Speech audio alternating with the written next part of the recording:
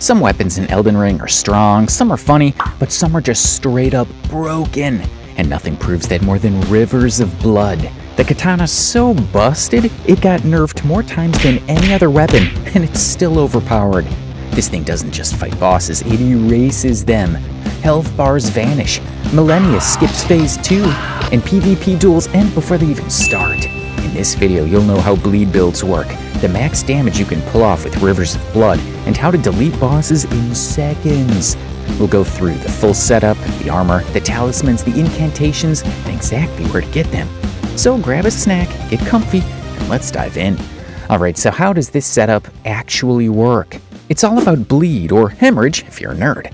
Every time you land a hit, you're building up a hidden bar on the enemy. Once that bar fills, bleed triggers and deals a massive burst of percentage-based damage. So here's how it works. After the bleed proc, normal enemies lose 15% of their max HP, plus an extra flat 100 or 200 damage depending on your weapon. Bosses and regular enemies inside boss rooms take 10.5% of their max HP, plus that same flat bonus. Anyway, the bigger the boss's health pool, the harder bleed punishes them, since it chunks a percentage of max HP. And no weapon procs it faster than Rivers of Blood. Its Ash of War Corpse Piler unleashes 6 lightning-fast slashes that stack bleed almost instantly while also adding bonus fire damage. And here's the key. It's not just random that it swings 6 times. That number is crucial. On regular enemies, it usually takes about 3 to 4 hits to trigger blood loss, while on tougher bosses it can be 5 to 6 hits. So one Corpse Piler combo by itself guarantees a bleed proc, whether you're shredding basic mobs or chunking giant health bars. That's a lot of damage! As a result, bosses stagger, health bars evaporate, and you turn every fight into a blood fountain. Just pump Arcane Use Ash of War and see the Rivers of Blood from the Rivers of Blood. So yeah, Rivers of Blood is broken, but where to find it? To grab Rivers of Blood, first fast travel to the foot of the Forge Site of Grace in the mountaintops of the Giants. From there, ride west along the frozen path until you reach the Church of Repose on the cliffside. As you approach the church, you'll be invaded by Bloody Finger Okina. Okina is aggressive and dual wield, so don't get greedy. If you're not careful, you'll be bleeding out in seconds. Bait his attacks, then punish with jump-heavy strikes. They deal massive stagger and can quickly break his stance, opening him up for a critical hit. If he whips out Ash of War Corpse Piler, the absolute worst move to get caught in, let him finish the animation, then punish immediately with another jump heavy. Since you're running a samurai build, this turns into one of the most epic duels in the game, straight out of Sekiro. Take him down and Rivers of Blood is yours. Or, if you don't feel like dueling, there's always the cheese option. Just bait him toward the cliff on the west side of the Church of Repose. Give him a little nudge and let gravity do the killing for you. Easy katana, 0 effort. We got the main weapon. Time to power up our build with the second ones. Here we have 2 options. The first one is the Dragon Communion Seal. This is the best partner for Rivers of Blood, because the build revolves around spamming Corpse Piler, not power-stancing katanas. The Dragon Communion Seal scales with Arcane, so every point you invest powers both your weapon and your incantations. If you want extra bleed pressure between openings, you can also weave in a blood incantation like Swarm of Flies. The Seal's Arcane scaling helps it stack hemorrhage faster. Then you swap back and let Corpse Piler finish the job. The Seal also weighs 0, so it doesn't mess with your equip load, buff stacking and bleed damage. That's why it's the recommended offhand. It pushes Corpse Piler to its absolute peak. You can grab the Dragon Communion Seal super early in the game. Head back to the Stranded Graveyard, the tutorial area where we first spawn. Use 2 stone sword keys to open the fog gate into the Fringe Folk Hero's grave. Inside you'll face a banished knight. Take him down and he'll drop the Dragon Communion Seal. Second option is Nagakiba. Nagakiba supports a more aggressive dual-wield style. And with Nagakiba's incredible reach, the longest of any katana, dual wielding gives you strong spatial control, landing hits before the boss's hitbox even loads. The trade-off is that this approach is strongest when power stancing, while this build is designed around Corpse Piler. It's a viable alternative if you want more bleed pressure, but it doesn't scale as efficiently with the main playstyle. You can pick up Nagakiba from Bloody Finger Hunter Yura. You'll find him hanging out north of the Seaside Ruin Site of Grace in Limgrave. If you play through his quest line, he eventually gives it to you as a reward. But let's be honest, if you don't feel like doing his whole side quest, there's an easier method. Just bonk him on the head the first time you meet him, and he'll drop Nagakiba on the spot. FromSoft calls it murder, I call it early access. Alright, we've done with the weapons, now let's talk about stats. Arcane, 40 plus first priority. This is the bleed stat, the lifeblood of Rivers of Blood. Every point here makes Corpse Piler stack blood loss faster and hit harder. This is the engine that makes the build disgusting. Vigor, 40 plus second priority. You still need health. At 40 plus, you can actually survive boss combos instead of evaporating. Don't be that guy with 20 Vigor at level 150. Faith, 25 third priority. Just enough to run Golden Vow and Flame grant me strength. You're not here to roleplay a prophet, you're here to get juiced. Dexterity, 20 plus, fourth priority. Extra scaling for your katana.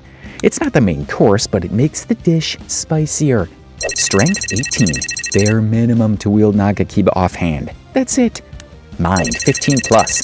Keeps your FP pool comfy so you can spam Corpse Piler and buffs without chugging every 10 seconds. Endurance, 15 plus. Stamina and equip load to keep your fashion and still mid-roll like a pro. If you're level 125 and above, your stats should look roughly like this. Arcane and Vigor both at 40 plus. Faith around 25, with enough mind and endurance to keep your buffs running smoothly.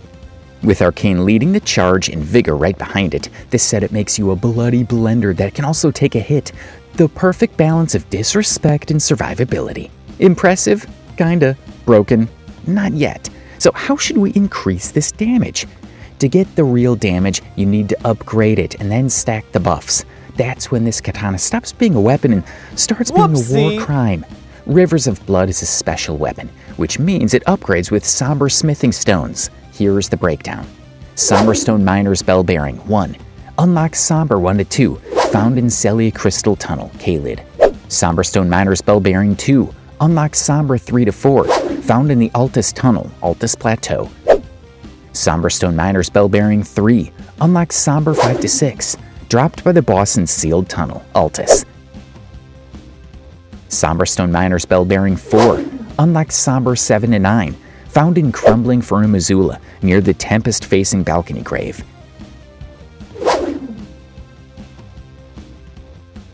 Somber Ancient Dragon Smithing Stone, final upgrade to plus 10 is a limited supply. One in Crumbling Fern Missoula, another in the consecrated snowfield. Take the bell bearings to the Twin Maiden Husks at Round Table Hold, and you can buy unlimited Somber Stones up to plus 9. By the time your Rivers of Blood hits plus 10, Corpse Piler isn't just strong, it's lethal. Physical damage, 334. Fire damage, 275. Total flat damage, 609. First goes Golden Vow, which will boost both your attack and your defense. You're stronger and you're harder to kill. It increases attack by about 15% and reduces incoming damage by 10%, lasting roughly 80 seconds. The aura also buffs allies or your summons if they're nearby. Golden Vow is found in Mount Gilmer at the Corpse Stench Shack. Just head up from the Bridge of Iniquity, Grace, and you'll find it on a corpse inside the shack after clearing the invader. Next goes Flame, Grant Me Strength, which will boost both physical and fire damage by about 20% for 30 seconds. This is huge because Rivers of Blood's Corpse Piler deals split physical and fire damage, so both parts of the skill get amplified. To get it, teleport to the Smoldering Wall site of Grace in Kalid and head west. You'll find it on a corpse behind Fort Gale, sitting between 2 flame chariots. Snake past or blow him up, grab the spell, and you're done. These 2 are your bread and butter buffs. Always pop them before a fight. After buffs, we're going after the fashion show, aka armor. If you're playing pre-DLC, the rule is simple. Wear whatever you want, as long as the white mask is on your head and you stay at a medium equip load. Doesn't matter if you're rocking rags or full plate, white mask is non-negotiable. That's plus 10% damage on every bleed proc, and Rivers of Blood is going to trigger it non-stop. You can get it by defeating one of the nameless white mask NPC invaders in the Mogwin Dynasty Mausoleum area in the Blood Swamp. Beat him and he'll drop the mask. For the rest of your armor, go with something that gives you solid poise so you don't get staggered mid-combo. A great choice is the Veteran's Armor Set. Heavy, tanky, and perfect for trading blows while spamming Corpse Piler. Can be purchased from Finger Reader Enya at Round Table Hold after killing Commander Nile at Castle Soul Rooftop. Now, if you do have the DLC, you've got some upgrades. The first option is Ansec Set DLC. Each piece of this gives extra power to bleed skills, which includes our boy Corpse Piler.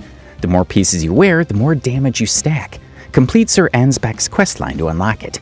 If the Ansbach questline is a pain in the ass for you, you can use the Rakshasa set as an alternative. Each piece boosts all damage dealt by plus 2%, but also increases damage taken by plus 2%. Bonuses stack across the body, arms, and legs. You can find the entire Rakshasa set, helm, chest, greaves, and more, dropped by the enemy Rakshasa, located in the Eastern Nameless Mausoleum. After we got some fashion, it's time for jewelry. There are 3 talismans you have to use. First is Lord of Blood's Exaltation. Boosts attack power by 20% for 20 seconds whenever blood loss occurs nearby. Since Rivers of Blood procs bleed constantly, this talisman is basically an extra damage steroid. Stacks with White Mask for a combined 30% bonus just from making things bleed. You'll find it in the Lendel Catacombs, which is tucked away beneath the subterranean shunning grounds in Lendel. To get it, you have to defeat Esgar, Priest of Blood, the dungeon boss. Once he's down, he drops the talisman. Next goes Rotten Winged Sword Insignia, which boosts your attack power with every successive hit. Perfect synergy with Corpse Piler, which is a multi-hit Ash of War that ramps this talisman to full power almost instantly. You can earn it by completing Millicent's questline in Caelid and the Halig Tree. If you choose to help Millicent during her final battle against her sisters in the Halig Tree, you'll be rewarded with the Rotten Winged Sword Insignia once the fight is over. And the third one is the Shard of Alexander. Increases the damage of weapon skills by 15%. Since Corpse Piler is your bread and butter, this talisman is mandatory. To get it, finish Iron Fist Alexander's questline and defeat him in his final duel at Crumbling Farum Azula. He drops the talisman there. Now the 4th slot is your wild card. You can choose Fire Scorpion Charm, which boosts your fire damage, making Corpse Piler's fire half as strong. This is your 4th must-have talisman. To get it, head to Fort Lade in Mount Gilmer. You'll find the talisman on a corpse inside the fort, guarded by a bunch of fire enemies. Millicent's Prosthesis, in her case, is available only in NG+, boosts attack power with successive hits like Rotten Winged Sword Insignia, plus adds +5 dexterity. If you obtain this NG+, immediately swap it in place of the Fire Scorpion Charm for even better synergy. To get it, you have to kill Millicent after the sisters fight in Halig Tree. She drops the Prosthesis there. But let's be real, you already picked up the Rotten Winged Sword Insignia by helping her, so if you want this one too, well, it's time to go full Anakin Skywalker on her quest line. No happy ending, just more damage. Another option is Two-Handed Sword Talisman. This talisman boosts the strength of two-handed attacks by 15%.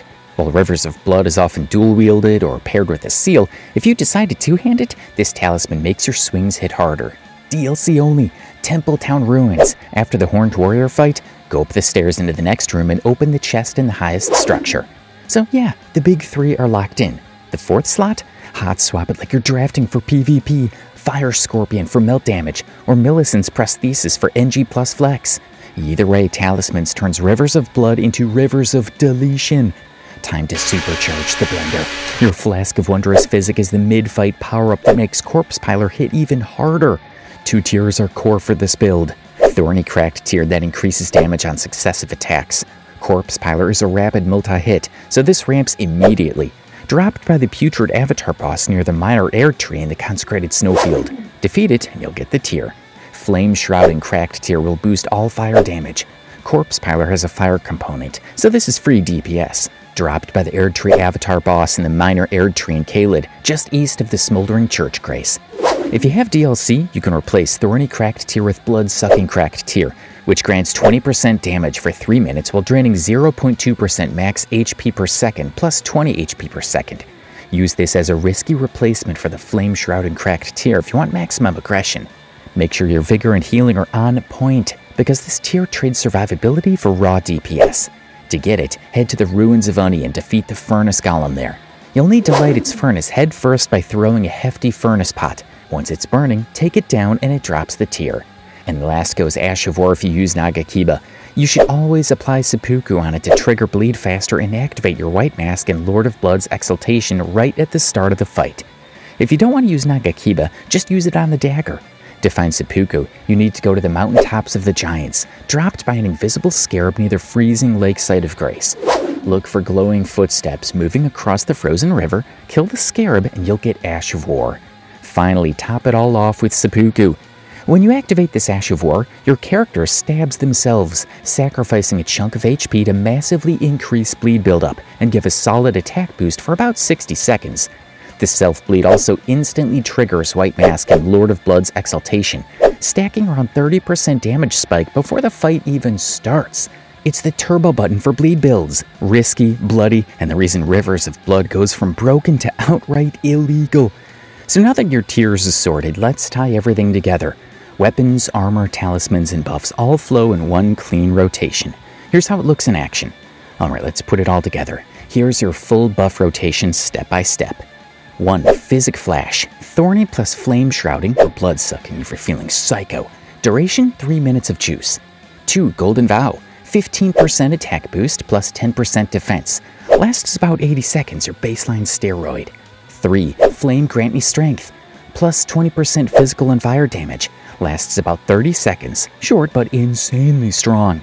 4. Seppuku, optional for using Nagakiba offhand. Stab yourself, trigger White Mask plus Lord of Blood's Exaltation, free plus 30% damage. That's the recipe. Stack it all in order. By the time you finish your first corpse piler, the boss is already wondering why they even spawned in. And once you've stacked every buff and the boss bar is melting, it's not just about pressing L2, you still need to play smart. Let's go over some gameplay tips. Don't mindlessly spam corpse piler. Use the first 2 slashes when there's only a small opening. But if the boss gives you a big window, then let the full 6-hit animation rip.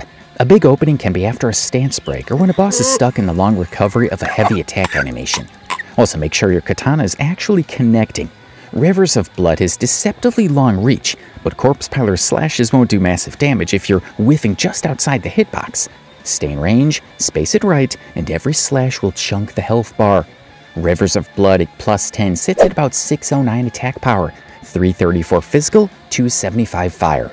Golden Vow gives you plus 15% attack. Flame Grant Me Strength, plus 20% to both physical and fire. Shard of Alexander adds another plus 15% straight to corpse piler. Bend the bleed synergies. Lord of Blood's Exaltation, plus 20% and White Mask, plus 10% trigger on every bleed proc. Rotten Winged Sword Insignia stacks up to 13% from successive hits.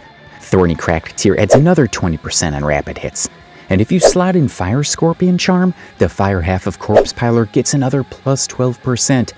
Once your slashes ramp up, the numbers look like this. Physical damage about 2.84 times. Fire damage about 3.18 times. That's roughly a 3 times multiplier overall per slash. So your 609 AR turns into nearly 1800 plus effective AR per swing. And remember, that's before the bleed proc even goes off. Because every bleed explosion takes off 10.5% of a boss's max HP, which means the bigger the health bar, the harder they fall. Add it all together and Corpse Piler isn't just damage, it's a boss delete button. And here's the final version of the damage and how your endgame bleed build should look. Corpse Piler throws out 6 rapid slashes, each one stacking Rotten Winged Sword Insignia, Thorny Tear, and bleed procs in real time. 2 slashes for quick punishes, full 6-hit animation when you've got a big opening, like a stance break or a long recovery. The result? Bosses stagger, health bars evaporate, and bleed procs chunk their life away until the fight is over. That's the Rivers of Blood blender. Tanky enough to take hits, bloody enough to erase bosses, and stylish enough to make your enemies unstall. And that's how the build works. Fast, bloody, and unfair in all the best ways. If you want to learn how to make one-shot builds or farm runes like a pro, check out our other videos. Don't forget to subscribe and hit the bell so you never miss the next broken setup. And now here's your epic finisher, a brutal execution of the bosses, all set to some fittingly ridiculous music.